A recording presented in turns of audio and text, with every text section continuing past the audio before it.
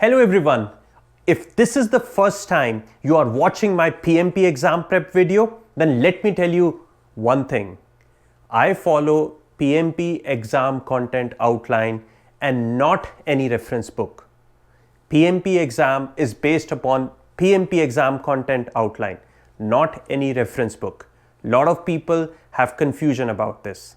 And in this video, I'm going to talk about task number 4 of domain people, which is empower team members and stakeholders.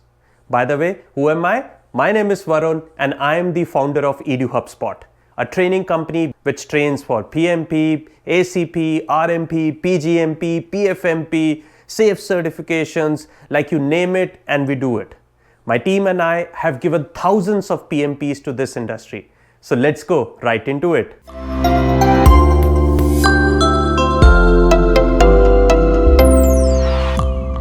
So as you all know, I follow a real life step-by-step scenario of explaining the PMP concepts. Like we start with effective team formation, then we plan, then we execute, then we monitor control, then we grow the business, and finally we close the project. So we follow the complete life cycle of a project so that you can understand. And in this, we are talking about effective team formation, which is my chapter number 1. And we are talking about the 4th video, which is empower team members and stakeholders. Now, just to give you the example, let's say I want to open that cupcake factory, not a cupcake factory, a cupcake business. What do I need? I need a baker. I need someone to do the marketing for me, someone to deliver the work, the cupcakes. Then I may need a website, someone technical person, right? So first what you do is you build a team, which was our task number 6 of this chapter. Build a team, make sure you have the A players. Then you define the ground rules with your team to make sure everyone knows what their responsibility is.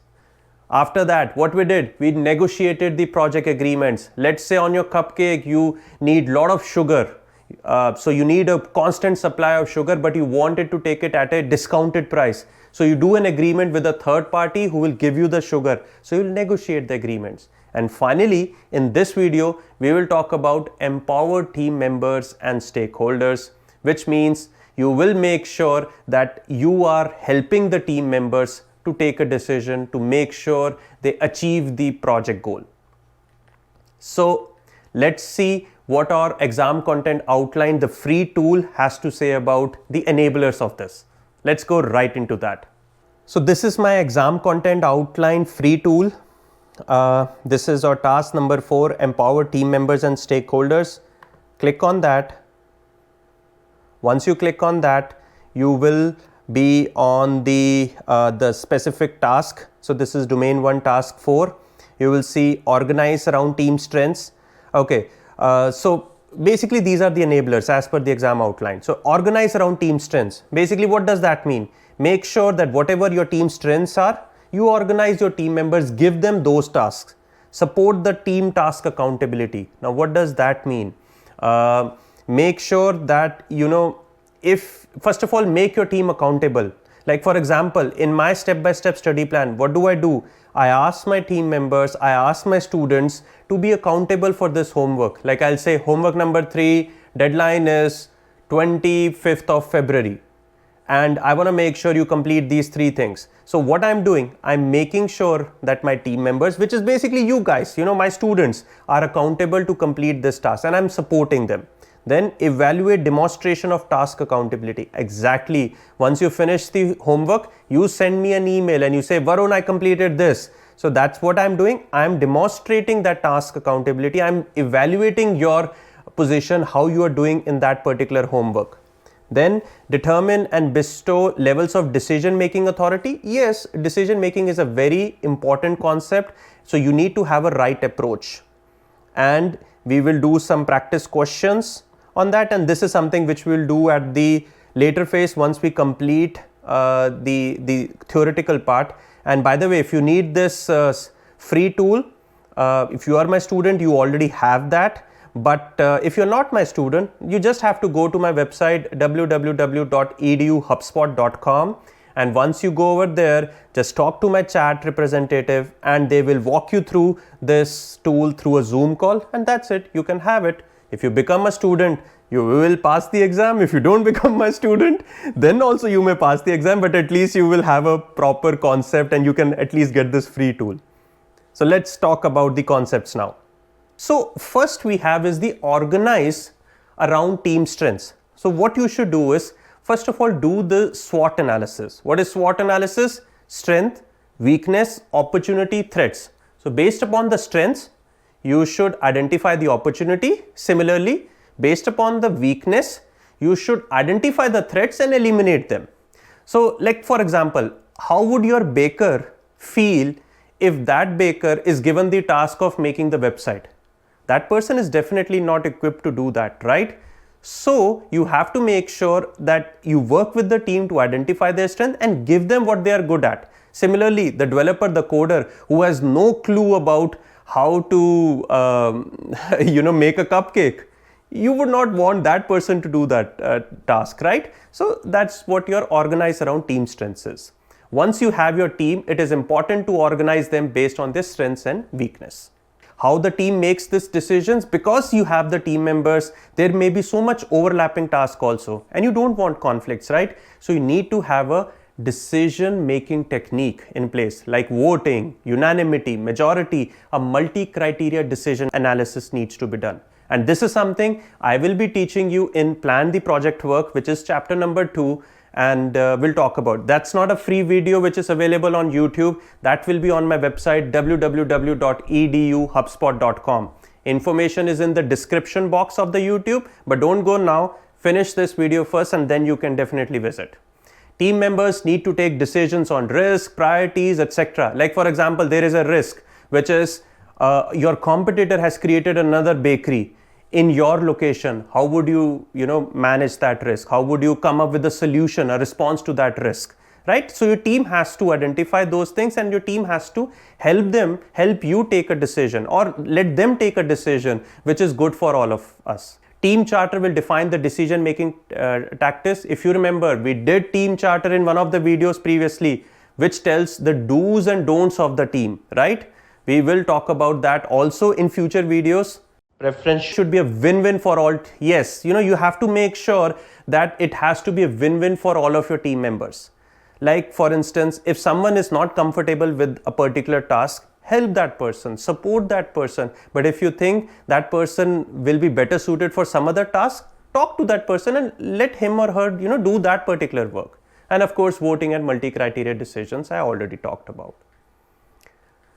Support the task team accountability. Exactly. You as a project manager has to make sure that you motivate the team members to have do the work. Like for example, I give my students homeworks. I ask them, I'm making them accountable. By this deadline, you have to complete this much, right? So I'm supporting them to make sure they do the work. And self-organize is also an important task. This is specifically used in the agile terminology. It's an agile terminology, but what does that mean? You as a project manager should not tell the team, do this, do that. No, you want your team members to self-organize, pick up the work on their own. They should feel accountable to do the work. That will actually help you in a long run, right? And of course, the tradition, which is the predictive cycle, they use Gantt chart. And Gantt chart is something we will talk about that in our schedule management, which is Plan the Project Work. Evaluate the demonstration of task accountability. Exactly. You as a PM have to make sure you are evaluating the progress. Like for example, in my case, our students, what our mentors do, we work with each of a student on one-on-one basis and we give them homeworks.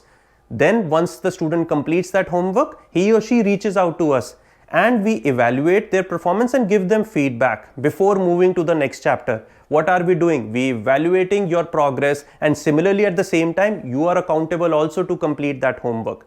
Team buy-in is very important. Like if I'm saying that, hey, your deadline is 25th of February, then you need to make sure that you are ready. If you are not comfortable by 25th of February deadline, you cannot do that, right? So team buy-in is also very important.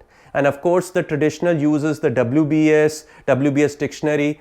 and we will talk about that in detail in plan. And the agile world, we have already talked about the Kanban board, right? The do's, which is to do, doing and done, the Kanban board. I've explained the Kanban board in detail in my agile video. Link is in the description box. And the last enabler we have for this particular video, for this particular task, is determine and bestow the levels of decision making authority. Basically, as a PM, you need to make sure you have the visibility of the project. At the same end, you should make sure that the team is accountable to complete the work also. Don't give them tasks, let them self-organize. But at the same time, you need to work with the team to support them, right?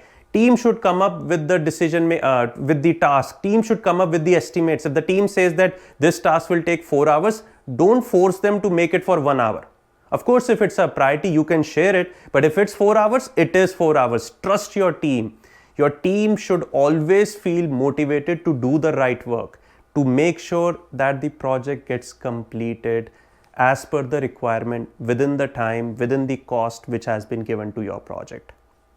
So this marks the completion of a theoretical part, but please don't go away. We will do some chapter questions and we will use our exam content free outline tool. So we will use that. Okay, I'll be doing one of the questions from here. Next question, as I told you, you can get this from my website and you can do it on your own. Sam has been working on agile projects for quite some time. In the retrospective, he brought up a concern regarding an organizational activity and the way it should have been done. What should you do as a Scrum Master with this topic? I know I'm explaining more on the outline, but I'm giving you a question on agile because this is how I want to trick you. The questions in exam will come from predictive and agile both, and you should be ready by that. So this question, it looks like there is a concern regarding the organizational activity, like at an organization level, and you need to resolve it. Let's see. A, tell Sam that organization level topics are out of bounds of retrospective since the focus should be on the agile team and last sprint. Kind of true. However, I would not 100% agree with this statement. What do I mean by that? So in the retrospective, you can definitely come up with organization level topics, and you have to take a decision or do something about it. Option A, you're not taking a decision, you're not doing something about it, you're just ignoring that problem, which is not correct. So double click on this and it shows it's a wrong answer. Let's see B. Sometimes we don't understand the real reason behind what management is doing. We should let these things run the way they are. If this is how you feel, this means it's time to change the organization. Definitely out. Wrong answer. Let's see option C. Understand the problems pointed out by the Sam and the resolution he is suggesting, and then provide the retrospective department this feedback for consideration and improvement. Okay, so you're not leaving the problem over here, you're at least taking a decision. So C looks like a good choice.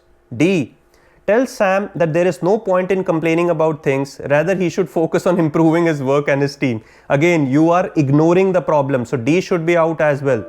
Wrong answer, and the correct one is C, which is absolutely correct. You can click here to see the answer explanation also. You can also watch an explanation video for this question where I'm explaining this question to you. And the question number 2, another agile question, but I will let you do it on your own. Go to my website www.eduHubSpot.com and talk to my sales team, talk to my chat support representative. They'll walk you through this and they will give it to you. So this marks the completion of our Empower team members and stakeholders. Small video, but definitely interesting. We will move on to the next one, which is ensure team members, stakeholders are adequately trained, which is task number 5 of your domain people. But before you go, I have one small request to you. Please, if you like this video, if you learned something from this video, on the comment section, let me know how the video was. If you need more videos, tell me the number of hours you can spend on daily basis to study. Trust me, I reply to each and every comment on the website. Thank you. Stay tuned. good. This sweater looks good on me. I feel like, no, no, I can't do that. No, but I asked the editor to take it till here. Like, don't take the complete. And what if it was COVID, right? I ate a lot. That's why I have this belly. It's fine.